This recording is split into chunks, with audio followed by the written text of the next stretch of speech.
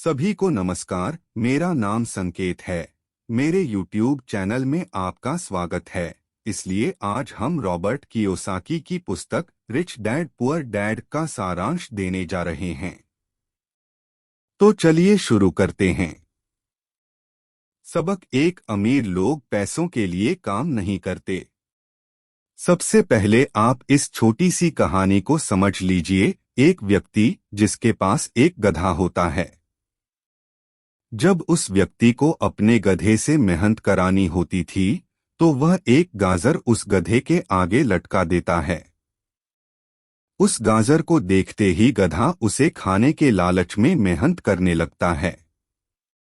उस गधे को उम्मीद होती है कि एक ना एक दिन वो उस गाजर तक पहुंच ही जाएगा, लेकिन बेचारा गधा उस गाजर तक कभी नहीं पहुंच पाता क्योंकि यह गाजर तो सिर्फ एक छलावा है। लेकिन उस व्यक्ति के लिए यह गाजर गधे से मेहनत कराने की एक अच्छी तरकीब बन गई थी। ज्यादातर लोग उसी गधे की तरह ही होते हैं जो इस उम्मीद में मेहनत पर मेहनत किए चले जाते हैं कि एक दिन वो अमीर बन जाएंगे। लेकिन पैसा उनके लिए केवल एक सपना बनकर ही रह जाता है, वो कभी भी अमीर नहीं बन पाते। अगर आप अमीर बनना चाहते हैं तो सिर्फ पैसा कमाने के लिए काम ना करें, बल्कि पैसे को अपने लिए काम करने दें, क्योंकि जैसे ही हम अमीर बनने की राह में अपना पहला कदम बढ़ाते हैं तो हमारा डर और लालच हम पर हावी होने लगता है कि कहीं हम गरीब के गरीब ही ना रह जाएं। इस अध्याय में ऑथर ने उन लोगों की बात की है जो खेल को सुरक्षित खेलना चाहते हैं, यानी जो लोग रिस्क लेने से डरते हैं क्योंकि उनको जोखिम लेना तो कभी सिखाया ही नहीं गया। ऐसे लोगों के दिमाग में कुछ चीजों को लेकर हमेशा डर बना रहता है, जैसे लोन की किस्त ना चुका पाने का डर, नौकरी छूटने का डर, पर्याप्त पैसे ना होने का डर और दोबारा नए सिरे से शुरुआत करने का डर आदि। इन्हीं डर की वजह से ज्यादातर लोग नौकरी करते हैं। यही डर और लालच हमें ऐसे चक्कर में उलझा देता है जो कभी खत्म होने का नाम नहीं लेता। हम ज्यादा मेहनत करते हैं ताकि हम ज्यादा कमा सकें, लेकिन फिर हमारे खर्चे भी उसी हिसाब से बढ़ने लगते हैं। इसी को अमीर डैड रैट रेस, चूहा दौड़ कहते हैं, जो कि एक ट्रैप है। हमको लालच और डर के इस ट्रैप से बचना है, क्योंकि हम में से ज्यादातर लोग जो अमीर बनना चाहते हैं इसी ट्रैप का शिकार हो जाते हैं। लेखक का कहना है कि हर इंसान की जिंदगी में अपॉर्चुनिटीज, मौके आती हैं, लेकिन जहां अमीर लोग उन अपॉर्चुनिटीज को पहचानकर उनको अपने लक्ष्य में तब्दील कर लेते हैं, वहीं गरीब लोग इन अपॉर्चुनिटीज को देख ही नहीं पाते, क्योंकि गरीब लोग हमेशा पैसे और सिक्योरिटी के पीछे भागने में लगे रहते हैं। लेखक का कहना है कि पैसा हमारे लिए 24 घंटे काम कर सकता है, लेकिन अगर हम पैसे के लिए काम कर रहे हैं तो उसका फायदा केवल हमारे मालिक को होता है या उस कंपनी को जहां आप नौकरी कर रहे हैं। और अगर हम पैसे को अपने लिए काम पर लगाते हैं तो सारी पावर और कंट्रोल हमारे हाथों में होता है। इसलिए पैसों के लिए काम करने के बजाय पैसे को अपने लिए काम करने के लिए मजबूर कर दीजिए। अगर आप वाकई अमीर बनना चाहते हैं तो आपको सबसे पहले यह समझना होगा कि आप खुद के लिए जवाबदेह हैं, ना कि दूसरों के लिए। आपका जो भी सवाल है खुद से पूछिए, क्योंकि उनका जवाब सिर्फ आपके पास ही है। अमीर बनने की राह में आपका पहला कदम होना चाहिए कि आप सबसे पहले अपने मन से डर निकाल दीजिए, क्योंकि ज्यादा पैसा न कमा पाने का डर और लालच ही आपको बिना सोचे समझे काम करने के लिए मजबूर करता है और आपको नाकामयाबी के रास्ते पर धकेलता है। इसलिए डर और लालच को खुद पर इतना हावी न होने दें कि उसकी वजह से आप उल्टे सीधे फैसले लेते रहें। बेहतर होगा कि आप जो भी करें अच्छे से सोच समझकर करें। अपना कोई भी निर्णय जल्दबाजी में न लें। आपको प्रतिदिन अपने आप से पूछना चाहिए कि क्या आप उतना कर पा रहे हैं जितना आपको अपनी पोटेंशियल के मुताबिक करना चाहिए। ऐसे लोगों की तरह सोचना बंद कर दीजिए जो सिर्फ और सिर्फ पैसों के लिए ही काम करते हैं। अमीर डैडी अपने पहले सबक की शुरुआत कुछ इस तरह करते हैं कि वो रॉबर्ट और उसके मित्र माइक को अपने एक कन्वीनियंस स्टोर में काम पर लगा लेते हैं। इस काम के लिए उन्हें कोई पैसा नहीं मिलता, फिर भी वो दोनों काम करते रहते हैं। वो दोनों पूरे दिल से इस काम को करते हैं। इसका फायदा ये हुआ कि इस काम के दौरान उनके दिमाग में कई नए आइडिया आए। अमीर डैडी ने उन दोनों को बताया था कि पैसा कमाने के तरीकों पर हमेशा निगाह रखें। अगर अपने एक बार अवसर को पहचान लिया तो आप जीवन भर अच्छे अवसरों को पहचानने लगोगे। उन दोनों ने अमीर डैडी की इस बात को याद रखा। उन्होंने देखा कि उस स्टोर की clerk Mrs Martin comics book के सामने वाले पेज को 2 हिस्सों में फाड़ देती थी और आधा हिस्सा वो अपने पास रख लेता थी और बाकी का आधा हिस्सा फेंक देती थी। शाम के समय स्टोर में कॉमिक्स डिस्ट्रीब्यूटर आता था और कॉमिक्स बुक के ऊपरी आधे हिस्से को स्टोर की क्लर्क मिसेज मार्टिन से क्रेडिट के लिए लेता और बदले में नई कॉमिक्स बुक्स दे दिया करता था। एक दिन उन दोनों ने उस डिस्ट्रीब्यूटर से पूछा कि क्या आप पुरानी कॉमिक्स बुक्स हमें दे सकते हो। कॉमिक्स डिस्ट्रीब्यूटर इस शर्त पर कि वो कॉमिक्स बुक्स को बेचेंगे नहीं, कॉमिक्स बुक्स देने के लिए तैयार हो जाता है। उन्होंने सोचा क्यों न हम इन पुरानी कॉमिक्स बुक्स को किराए पर पढ़ने के लिए दें, और उन्होंने ऐसा ही किया। उन्होंने अपने दोस्तों और बाकी बच्चों को पढ़ने के लिए कॉमिक्स बुक्स को किराए पर देना शुरू कर दिया। इसके बदले वो 2 घंटे का 10 सेंट किराया वसूला करते थे। इन 2 घंटों में ग्राहक कितनी भी किताब पढ़ सकते थे। उन दोनों ने माइक की बहन को इस काम में अपनी मदद के लिए $1 प्रत्येक सप्ताह की तनख्वाह पर रख लिया। इस तरह वो दोनों 3 महीने तक औसतन हर सप्ताह $9.50 कमा रहे थे। इससे उन्होंने सीखा कि पैसे को खुद के लिए काम पर कैसे लगाया जाता। दोस्तों, मैं उम्मीद करता हूँ हमारी रिच डैड पुअर डैड इन हिंदी समरी आपको पसंद आ रही होगी। सबक 2, लोगों को पैसे की शिक्षा देना क्यों जरूरी है। रॉबर्ट बताते हैं कि 1923 में एजवाटर बीच होटल शिकागो में एक मीटिंग हुई थी। इस मीटिंग में दुनिया भर के लीडर और बेहद अमीर बिजनेसमैन लोगों ने हिस्सा लिया था। इनमें से एक बहुत बड़ी स्टील कंपनी के मालिक चार्ल्स शवाब और समुअल इंसुल उस वक्त की लार्जेस्ट यूटिलिटी प्रेसिडेंट के अलावा और भी अन्य बड़े बिजनेसमैन यहां मौजूद थे। इस मीटिंग के 25 साल बाद देखा गया कि इनमें से कई लोग गरीबी में मरे, कुछ ने खुदकुशी कर ली थी और कुछ ने तो अपना दिमागी संतुलन ही खो दिया था। असल बात तो ये है कि लोग पैसा तो कमा लेते हैं, लेकिन वो ये सीखना भूल जाते हैं कि पैसे को कैसे रखा जाए। आप चाहे कितना भी पैसा क्यों ना कमा लें, लेकिन उसे बनाए रखना सबसे ज्यादा महत्वपूर्ण है, और अगर आपने ये हुनर सीख लिया तो आप किसी भी समस्या का सामना बड़ी ही आसानी से कर सकते हैं। दोस्तों, इस पोस्ट में जिस टॉपिक के बारे में आप अब पढ़ने वाले हैं उसे समझना बेहद जरूरी है। जब पैसों की बात आती है तो अक्सर हम सबके दिमाग में कई तरह के सवाल उठते हैं, जैसे पैसे कमाने की शुरुआत कैसे और कहां से की जाए, कौन सी किताबें पढ़ना अच्छा रहेगा, कामयाबी का रहस्य क्या है, हम किस तरह से लाखों रुपए कमा सकते हैं, वगैरह वगैरह। लेकिन अधिकतर लोग सिर्फ पैसे पर ही अपना ध्यान लगाए बैठे रहते हैं और अपनी सबसे बड़ी दौलत पर ध्यान ही नहीं देते हैं, जिसका नाम है फाइनेंशियल एजुकेशन।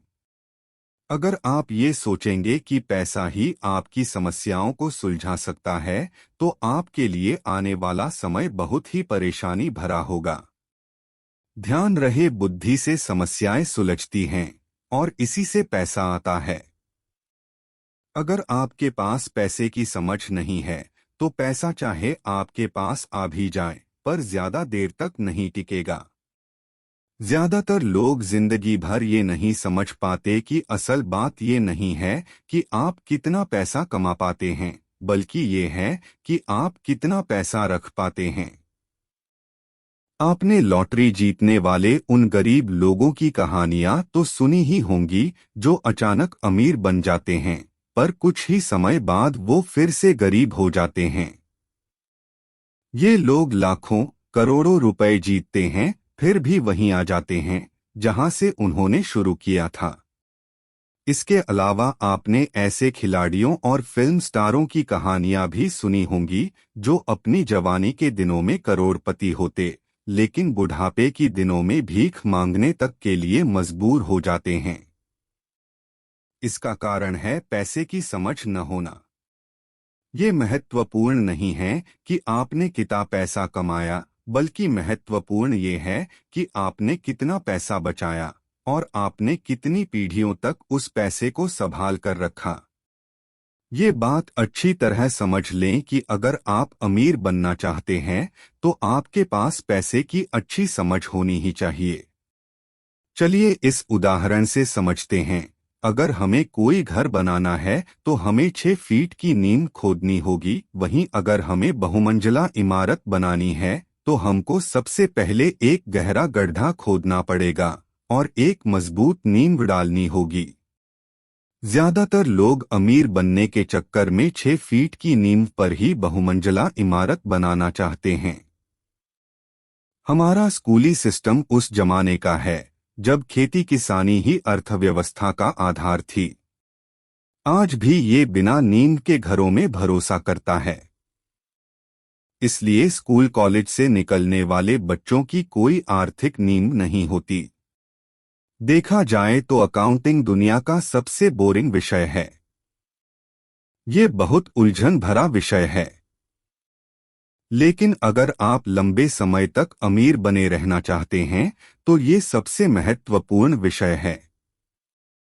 सवाल ये है कि आप इस बोरिंग और उलझन भरे विषय को किस तरह आसानी से समझ सकते हैं।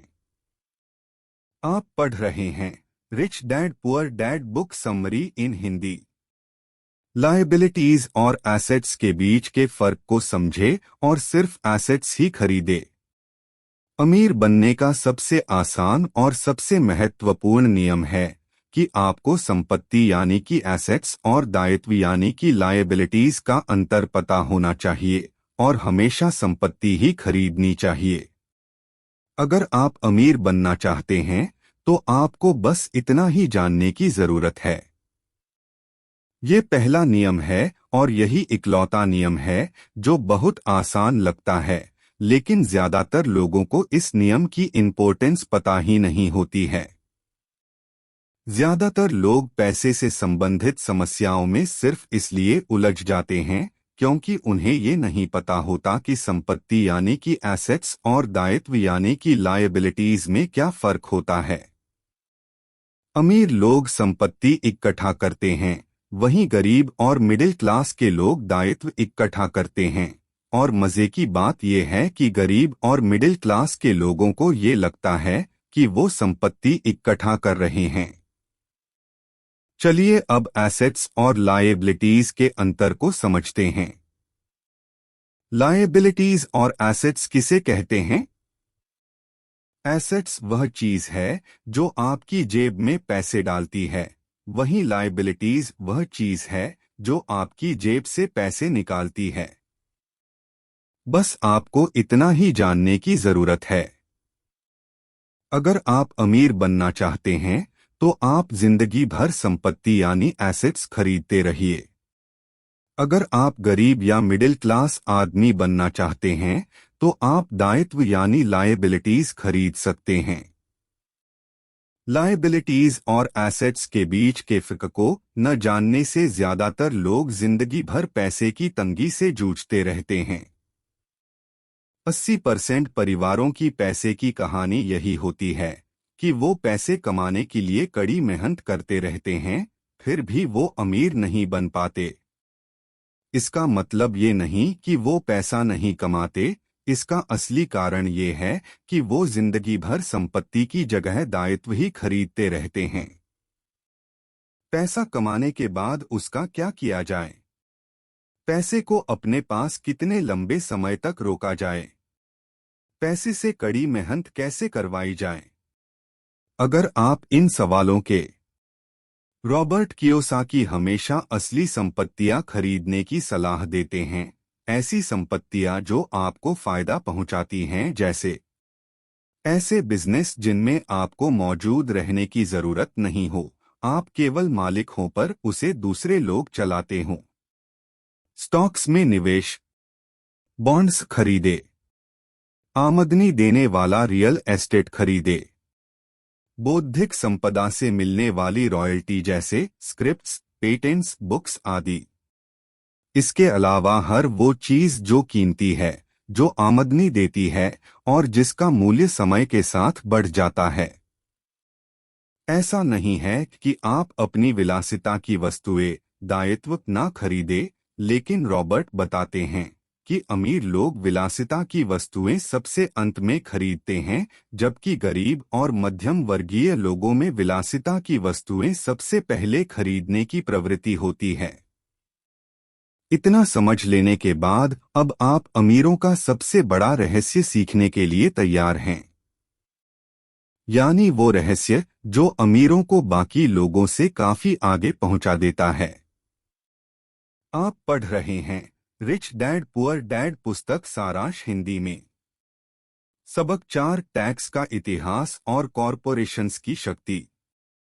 शुरुआत में टैक्स केवल अमीर लोगों पर ही लगाया जाता था।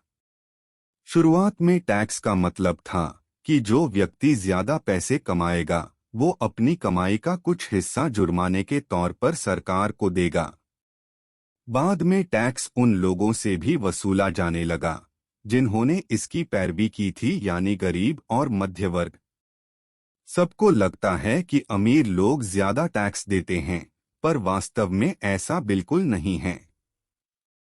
आज के समय में मध्यम वर्गीय लोग ज्यादा टैक्स देते हैं, वहीं अमीर लोग सबसे कम टैक्स देते हैं, क्योंकि अमीर लोग टैक्स और उससे जुड़े सभी कानूनों को अच्छी तरह समझते हैं। अमीर लोग या तो खुद सीखते हैं या फिर ऐसे लोगों को जॉब पर रखते हैं जो इस फील्ड के अच्छे जानकार होते हैं। कॉरपोरेशन सिर्फ एक कानूनी दस्तावेज होता है जिससे एक कानूनी संस्था बनती है। यह दरअसल कोई चीज नहीं होती, यह कोई फैक्ट्री या लोगों का समूह नहीं होता, लेकिन कॉरपोरेशन की इनकम टैक्स दर व्यक्तिगत इनकम टैक्स दर से कम होती है। इसके अलावा कॉरपोरेशन को टैक्स चुकाने से पहले कुछ खर्च करने की छूट होती है। इसलिए अमीर लोग अपना पैसा कॉरपोरेशन में निवेश करते हैं और उसका फायदा उठाकर अपना टैक्स कम कर लेते हैं। अब हम देखेंगे कि आखिर अमीर और मिडिल क्लास लोग टैक्स कैसे भरते हैं। अमीर लोग जिनकी बड़ी बड़ी कंपनियां होती हैं, वो पहले मुनाफा कमाते हैं, फिर खर्च करते हैं और फिर जो पैसा बचता है केवल उस पर टैक्स देते हैं। मिडिल क्लास लोग पहले पैसा कमाते हैं, फिर टैक्स भरते हैं और फिर जो बचता है उसे खर्च करते हैं। लेखक कहते हैं कि अगर आप अमीर बनना चाहते हैं तो आपको भी अपने देश की टैक्स प्रणाली को समझना होगा और टैक्स बचाने के नए नए तरीके सोचने होंगे। सबक 5, अमीर लोग पैसे का आविष्कार करते हैं। ऑथर अलेक्जेंडर ग्राहम बेल की कहानी से शुरुआत करते हैं। अलेक्जेंडर ग्राहम बेल ने टेलीफोन का आविष्कार किया और बाद में उसे पेटेंट भी करा दिया। उनके इस नए आविष्कार की मांग बहुत ज्यादा होने की वजह से वे बहुत परेशान थे, क्योंकि ग्राहम बेल को इतने बड़े बिजनेस को संभालने में काफी दिक्कत आ रही थी। इसलिए ग्राहम बेल उस जमाने की नामी कंपनी वेस्टर्न यूनियन के पास गए और उनसे पूछा कि क्या वे उनके पेटेंट तथा छोटी सी कंपनी को खरीदेंगे। इस पूरे सौदे के बदले में ग्राहम बेल $1,000,000 चाहते थे, लेकिन वेस्टर्न यूनियन के प्रेसिडेंट ने उनकी हंसी उड़ाते हुए इस प्रस्ताव को यह कहकर टुकरा दिया कि आप बहुत ज्यादा कीमत मांग रहे हो। बाकी इतिहास गवाह है। इसके बाद एक मल्टीबिलियन डॉलर कंपनी एट टी का जन्म हुआ। रॉबर्ट 1984 से प्रोफेशनल तौर पर सिखाने के पेशे में हैं। रॉबर्ट ने हजारों लोगों को पढ़ाने के बाद सभी लोगों में एक चीज कॉमन देखी, वो है पोटेंशियल, क्षमता। हर इंसान में कुछ ना कुछ पोटेंशियल होती है जो उन्हें महान बनाती हैं। लेकिन एक चीज हम सभी को किसी न किसी हद तक पीछे रोक कर रखती है, और वो है खुद पर डाउट, शंका रखना। आप में से ज्यादातर लोग जानते होंगे कि एक बार स्कूल कॉलेज से निकलने के बाद डिग्रियां या अच्छे ग्रेड ज्यादा महत्वपूर्ण नहीं रह जाते हैं। असल जिंदगी में ग्रेड काफी नहीं होते, क्योंकि संसार में चतुर नहीं, साहसी लोग आगे बढ़ते हैं। रॉबर्ट कहते हैं कि वित्तीय प्रतिभा के लिए तकनीकी ज्ञान और साहस दोनों की जरूरत होती है। ज्यादातर लोग पैसों के मामले में कोई जोखिम नहीं लेना चाहते, लेकिन अगर आपको अमीर बनना है तो आपको रिस्क लेना ही पड़ेगा। अब आपको ही फैसला करना है कि आप क्या बनना चाहते हैं। अगर आप अपना फाइनेंशियल आईक्यू बढ़ाते हैं तो आप जिंदगी में बहुत कुछ हासिल कर सकते हैं, और अगर आप ऐसा नहीं करते हैं तो आगे आने वाला समय आपके लिए और भी ज्यादा डरावना होगा। रॉबर्ट कहते हैं कि आज के समय में भी मैंने बहुत सारे लोगों को संघर्ष व कड़ी मेहनत करते हुए देखा, क्योंकि वो आज भी पुराने विचारों से जकड़े हुए हैं। वो अपनी नौकरी छूटने, अपना मकान गंवाने के लिए तकनीक, अर्थव्यवस्था या अपने बॉस को दोष देते रहते हैं। उन्हें ये पता ही नहीं होता कि इन समस्याओं का कारण वो खुद ही हैं। रॉबर्ट ने एक गेम बनाया जिसे वो कैश फ्लो कहते हैं। ये गेम लोगों को सिखाता है कि पैसा कैसे काम करता है, निवेश कैसे करना चाहिए, अमीर बनने का सही रास्ता क्या है। रॉबर्ट ने ये सारी बातें इस गेम के माध्यम से समझाने की कोशिश की है। एक दिन एक महिला रॉबर्ट के पास आई। इस महिला ने सीखने का एक मूल्यवान अवसर खो दिया था। शुरुआती दौर में गेम खेलने के दौरान उसे एक बोट कार्ड मिला, जिसका मतलब ये था कि उसने एक नाव जीती है। वो महिला बहुत खुश हुई, लेकिन जब उसे पता चला कि इस नाव को लेने लिए उसे एक बड़ी रकम टैक्स के रूप में भरनी होगी तो वह बहुत उदास हो गई। वो बोट उस महिला लिए एसेट नहीं बल्कि लायबिलिटी बन गई थी। उस महिला को लगने लगा कि ऐसे तो ये बोट उसकी जान ही ले लेगी। उसे ये खेल समझ नहीं आया और उसने रिफंड की मांग की। वह पैसे वापस लेकर चली गई, लेकिन बाद में उसने फोन करके बताया कि अब उसे ये गेम समझ में आने लगा है। वो उस गेम से अपने जीवन को जोड़कर देख पा रही थी। ज्यादातर लोग ऐसा ही करते हैं। जो बात हमारी समझ से परे होती है, अक्सर हम उस बात पर गुस्सा करने लगते हैं। इसलिए आपके लिए बेहतर होगा कि आपको चीजों को समझना चाहिए।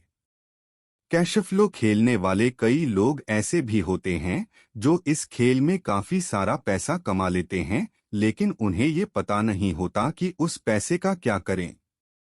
असल जिंदगी में भी ऐसा ही होता है। कुछ लोगों के पास पैसा तो बहुत होता है, लेकिन वे वित्तीय दृष्टि से कमजोर होते हैं। उनकी पुरानी सोच उन्हें आगे बढ़ने नहीं देती और वो सिर्फ सही मौके की तलाश में बैठे बैठे अपनी जिंदगी गंवा देते हैं। रॉबर्ट कहते हैं कि कुछ लोगों को तो सही मौका मिल भी जाता है, लेकिन फिर भी वो उसका फायदा नहीं उठा पाते, क्योंकि वो कहेंगे कि उनके पास तो पैसा ही नहीं है। अब कुछ लोग ऐसे भी होते हैं जिनके पास पैसा भी होता है और मौका भी, लेकिन ये यह नहीं समझ पाते कि ये एक अपॉर्चुनिटी है। वित्तीय बुद्धि का मतलब है ज्यादा विकल्प सोचना। अगर आपके पास मौके नहीं आ रहे हैं तो आप अपनी वित्तीय स्थिति को बेहतर करने के लिए क्या कर सकते हैं? अगर कोई अवसर आपकी गोद में आ टपकता है लेकिन आपके पास पैसा नहीं है और बैंक वाले उधार देने को तैयार नहीं हैं, तो आप उस अवसर से कैसे लाभ उठा सकते हैं? ये सब बातें आपकी फाइनेंशियल इंटेलिजेंस पर निर्भर करती हैं। ज्यादातर लोग इन सब बातों का सिर्फ एक ही समाधान जानते हैं कि कड़ी मेहनत करके खूब पैसा कमाया जाए और कर्ज लिया जाए। अगर आप ऐसे इंसान बनना चाहते हैं जो अपनी किस्मत खुद बनाता है, तो मौके के इंतजार में बैठे ना रहें, बल्कि आपको सीखना होगा कि अपने लिए मौका कैसे पैदा किया जाए। अगर आप सही परिस्थितियों के आने का इंतजार करते रहेंगे तो शायद आपको बहुत लंबे समय तक इंतजार करना पड़ेगा। अमीर लोग जानते हैं कि पैसा वास्तविक नहीं है। हमारा दिमाग ही सबसे शक्तिशाली संपत्ति है। आपको फाइनेंशियल इंटेलिजेंस के बारे में जानना होगा। रॉबर्ट पैसे बनाने का एक सरल उदाहरण देते हैं। वो बताते हैं कि 1990 के दशक की शुरुआत में फीनिक्स और एरिज़ोना की आर्थिक स्थिति बहुत खराब थी। वहां के लोगों को हर महीने $100 बचाने की सलाह दी जा रही थी। हर महीने एक निश्चित धन राशि बचाने का यह विचार काफी दमदार था। लेकिन ऐसे पैसे का क्या फायदा? इससे बेहतर तो ये होगा कि आप उस पैसे का कुछ हिस्सा निवेश करते रहें जो आगे चलकर आपको ज्यादा फायदा देगा। फीनिक्स और एरिज़ोना के लोग आर्थिक तंगी झेल रहे थे। लोग अपनी प्रॉपर्टी औने पौने दामों पर बेचने को मजबूर थे। निवेशकों के लिए यह सबसे अच्छा मौका था। रॉबर्ट ने भी $75,000 की कीमत वाला एक मकान सिर्फ $20,000 में ही खरीद लिया। इसके बाद उन्होंने अटॉर्नी के ऑफिस में एक विज्ञापन दिया और उनके पास उनका $75,000 की कीमत वाला यह मकान $60,000 में लेने वाले ग्राहकों की भीड़ लगने लगी। उन्होंने इसे $60,000 में बेचकर $40,000 कमा लिए। इस पूरे खेल में रॉबर्ट को केवल 5 घंटे का ही समय लगा। इनमें से कौन सा काम आपको ज्यादा मुश्किल लगता है?